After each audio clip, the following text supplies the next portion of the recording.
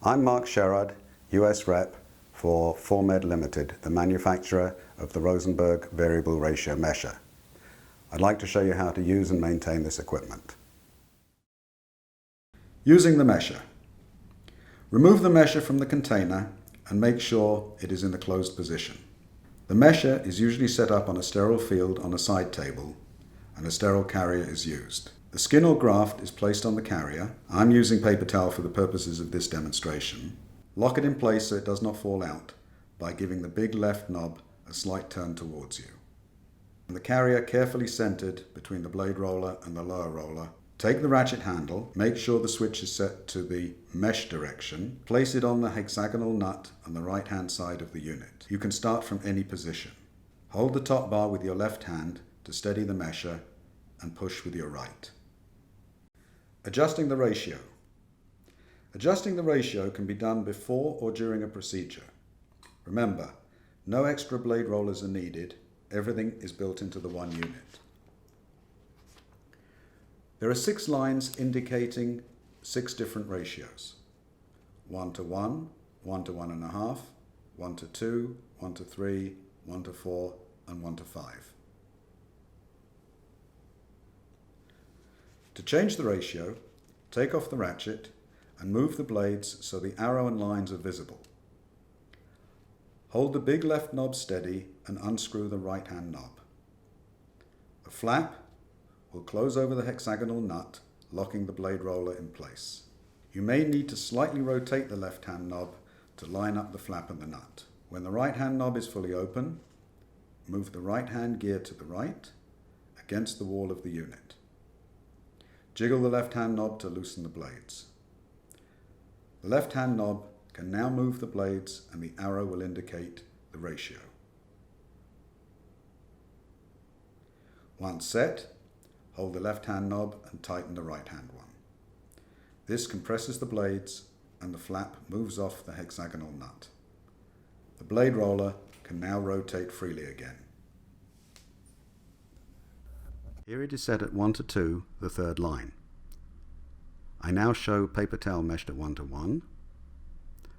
Here it is set at 1 to 5 and paper towel meshed at 1 to 5 maximum expansion. Depth adjustment. The unit should arrive ready to mesh normal thickness skin. However, you can adjust the height of the blade roller over the anvil roller if needed. Press the small button below the Formed logo down. This enables you to loosen or tighten the wheel, which raises or lowers the blade roller. Adjust 2 or 3 clicks at a time until the cut is good.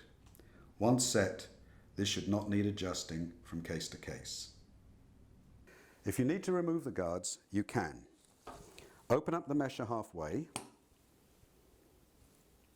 Put your thumb on the back of one of the guards. Flip it and remove the guard without touching the blades. The guards are very, very delicate. Be careful not to bend them.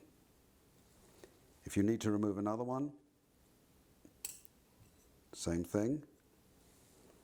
If a guard gets damaged, you can always respace the guards so that they are evenly spaced in the middle of the mesher.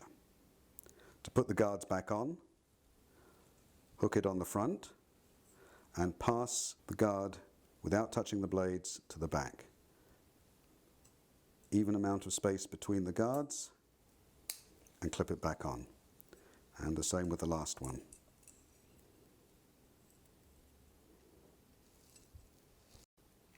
Make sure the roller turns smoothly and close the mesher. The mesher can be used without guards at all. If you do that, just make sure that somebody is watching with a plastic forceps to ensure that the skin doesn't roll over the blades twice. After the case or session. Immediately after use, please do a pre-rinse with water, not saline, to rinse off any fluids or debris to avoid it drying on. This will help with the cleaning later in central processing. It should be treated as any other surgical instrument. If you use a tunnel washer, do the pre-wash and then run it through the washer. Do not use oil for lubrication. This will prevent the steam penetrating and sterilizing below the lubricant. Regular cleaning and sterilization.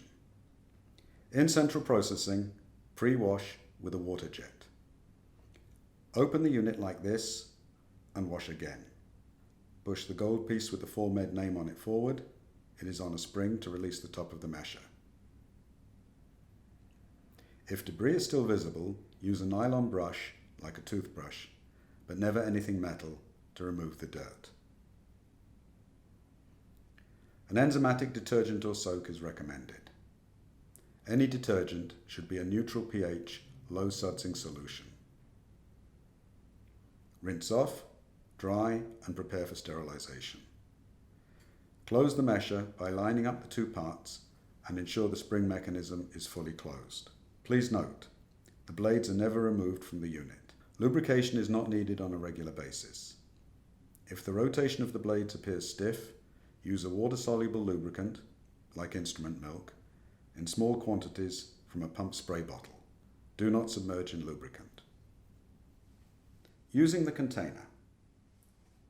The mesher must be closed before putting into the container. This is very important so that it does not jam when it is being taken out for use. Put the mesher in at 45 degrees, a top filter only, 10-inch high container. Put the ratchet in on the front side so it does not hit the blades, and send it for autoclaving. If the mesher has to be put into service again immediately, flash sterilization is okay. However, after the cycle, and because of its size, it will stay hot for over an hour. The only way to cool it down is with sterile water, never with saline. Saline will leave it caked in salt and render it unusable. The sterilization parameters are in the instructions for use. It is really just another surgical instrument, albeit a rather large one.